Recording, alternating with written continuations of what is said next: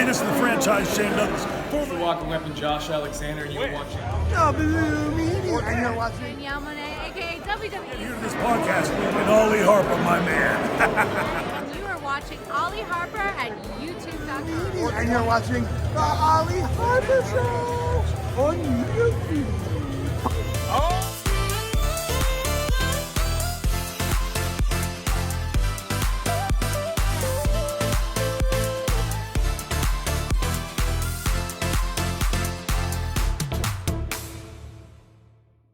Hey, what is going on, everybody? It's me, Ollie, aka TNSAttitude, and I am back again here on YouTube.com for all things professional wrestling. Now, today, guys, well, I thought, you know what, with the variety of this Golden Week and the videos that I've been pumping out this week, guys, I figured with this coming up and really just finishing it up and wrapping it up, I wanted to do my thoughts, my feelings, a bit of a review on the Netflix Mr. McMahon documentary. You know, I feel like some people have actually asked me about doing a, review on this and really what's my thoughts on the documentary going, what was I, what did I think about it? But obviously, when they announced this, this was going to be a thing, and when it was coming to live, this was like late August when we got the first trailer for Netflix.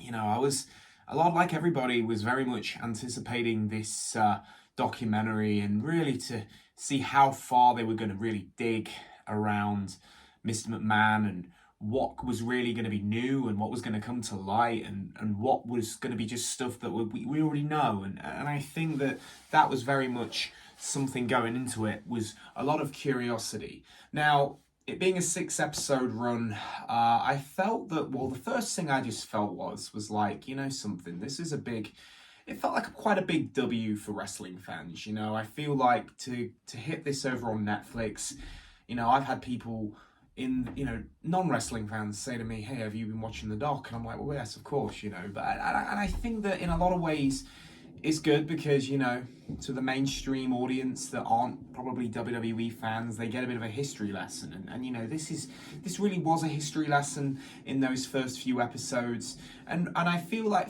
probably from like episode 1 right up to like episode 5, it was a broader sort of lesson in terms of the history of WWE from WWF, the Rock and Wrestling, how Vince got started and how he pretty much stripped the other territories for their stars and brought them over to the WWF at the time, and Hulk Hogan being no exception to that. He brought in Hogan, Piper, and I think that to anybody that doesn't watch wrestling or hasn't seen any of these documentaries before, whether that be the McMahon documentary or, anything really, even like the Monday Nitro documentary or the Rise and Fall of WCW, any of these things, this would all be new to you. And, they would all probably appreciate it for something being quite new and being a timeline of history. Whereas to us old school fans and fans in general that know all this stuff, this is really just going over it again and again. And, a lot of these interviews that were on the doc were very much from 2021. I think there was some from 2020, but 2021, 2022, some from 2023, 2024 with Dave Meltzer. And, they were just sort of picked into different parts. And where I think they decided to really manipulate this, I think it was almost like the original aim for this documentary was really just to be a documentary on the life of Vince McMahon. That was always what it was going to be about, and be almost like a Netflix series. That was all this was ever going to be. How far they were going to go to with it, I think, was really down to what Mr. McMahon wanted, what Vince wanted. But obviously, once the sex trafficking stuff would come to light, this whole thing really went in a different direction, and Netflix were just wanting to get this out there as something, as a just as a real buzz, and for fans just to go, hell, we got to watch that, we got to tune in. Now, in terms of, like I say, for the most part, I thought for like a history lesson for wrestling fans, but also just for people who probably aren't WWE fans or wrestling fans in general, yeah, this had a lot of coverage. It was very, very thick. The details of how WWF got out, like on MTV, and those early days of the steroid trial, and everything around Hogan lying on live TV about taking steroids, going to Hollywood, getting away from WWF, moving in a completely different direction. It really was going through a lot of stuff that has already been out there in the past and has been there. You can find it here on the internet. They even, they covered over the Chris Benoit stuff in episode 6. It was episode 6, one of the final episodes, going over really just how CTE has been a thing that's, of course, former WWE alumni Chris Nowinski had very much researched and had an opportunity to very much get Chris Benoit's brain and really research through that and investigate and find CTE. But, of course, there was all these things that they really did want to go over, and things that have surrounded Vince, these controversies as such.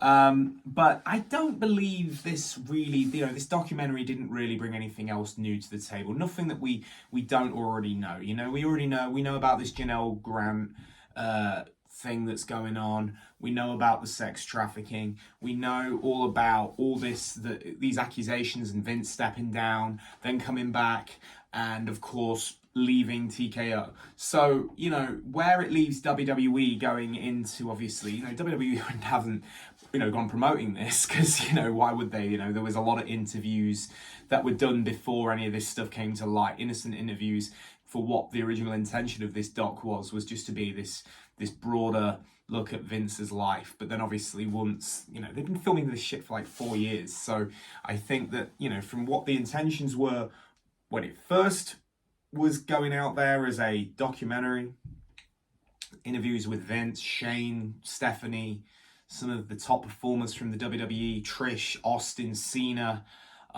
Taker, Hogan, that was in Cody as well. Cody's in there as well. And, that was all it really was wanting to be. But I think that once they got that flavor, once they knew, hell, okay, there's some new stuff that's come to light here, they carried on. And this is, I think, why Vince probably was trying to get the footage back. He was trying to pay and get it off Netflix to the point where they were like, it's a done deal, this is already going out.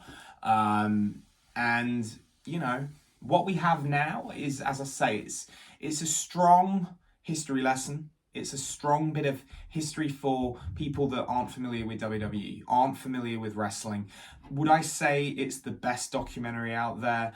I think it's a strong documentary for just wrestling fans, as something that you can watch, and it's very detailed. I mean, there's some really good, the insight into, of course, with the Monday Night Wars, and really getting more of a detailed look at what Vince was really thinking during that period, and going into those parts, and also with Shane, and talking about how Shane had always wanted to, please his dad. There was some really, key things in there that I didn't always know. And I think that there was some stuff in there that I could really take from this documentary series. And I felt that was good, But obviously for the non-wrestling fans, they are getting a history. They're getting a whole history lesson on WWE and wrestling in general. And, and I think that that's good. But in terms of anything we don't already know, it was just glazing over the 2022 stuff, the 2023 stuff, Vince stepping away, retiring. They didn't really go over anything that wasn't already out there to begin with. So for that, I think that I feel this is just another one of those, those documentaries that's out there that you can go check out, that is just following something that's going on in real, in life as we are right now.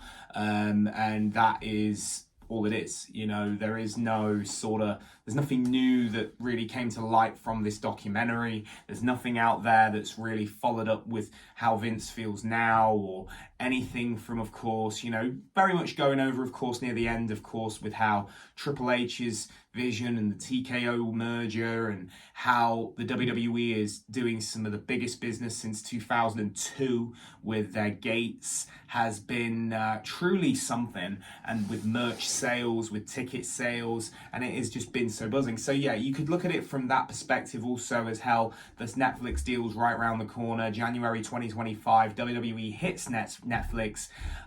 This is without a doubt a strong advertisement, you could say, for WWE content for Netflix.